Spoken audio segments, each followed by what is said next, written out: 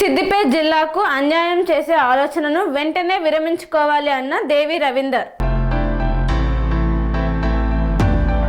సిద్దిపేట జిల్లాపై తెలంగాణ రాష్ట్ర ప్రభుత్వం కపట ప్రేమతో కక్షపూరిత ధోరణితో వ్యవహరిస్తోందని మాజీ రాష్ట్ర ఎంపీటీసీల ఫోరం కన్వీనర్ దేవి రవీందర్ ఆరోపించారు.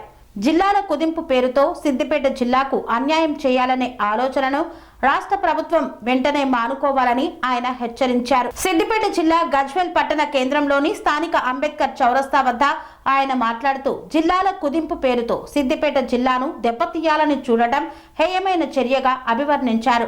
డాక్టర్ బాబాసాహెబ్ అంబేద్కర్ స్ఫూర్తితో చిన్న రాష్ట్రాల ద్వారా అభివృద్ధి సాధ్యమని ఆయన పేర్కొన్నారు.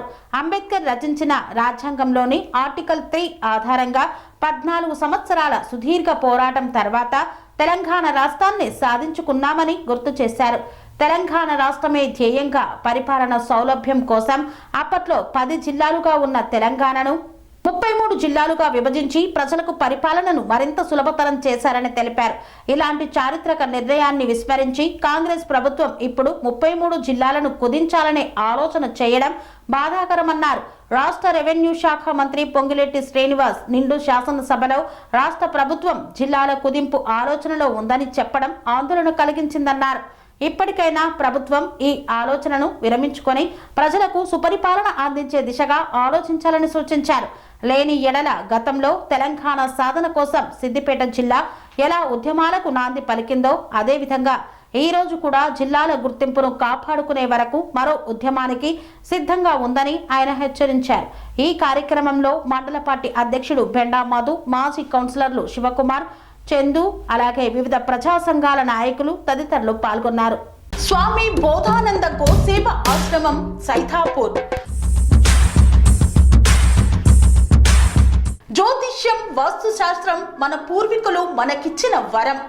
దుర్గాదేవి, కాలభైరవ ఉపాసనతో వాక్సిద్ధి పొందిన శ్రీ శ్రీ బోధానందగిరి స్వామివారు మీకు ఎలాంటి సమస్యలున్నా, వాటిలో ముఖ్యంగా ధన నష్టం, ఆరోగ్య నష్టం, భార్యాభర్తల మధ్య గొడవలు, ప్రేమించుకున్న వారు దూరం అవడం, ఎన్ని సంబంధాలు వచ్చినా పెళ్లి ముడి పడకపోవడం, రోడ్డు ప్రమాదాలు, అప్పుల బాధలు, వ్యవసాయంలో నష్టాలు, పెద్దల మాట పిల్లలు వినకపోవడం, ఆరోగ్య శాంతి, గృహశాంతి, మనశ్శాంతి లేకపోవడం, ఇలాంటి సమస్యలు ఉన్నట్లయితే ఒక్కసారి స్వామీజీని కలవండి.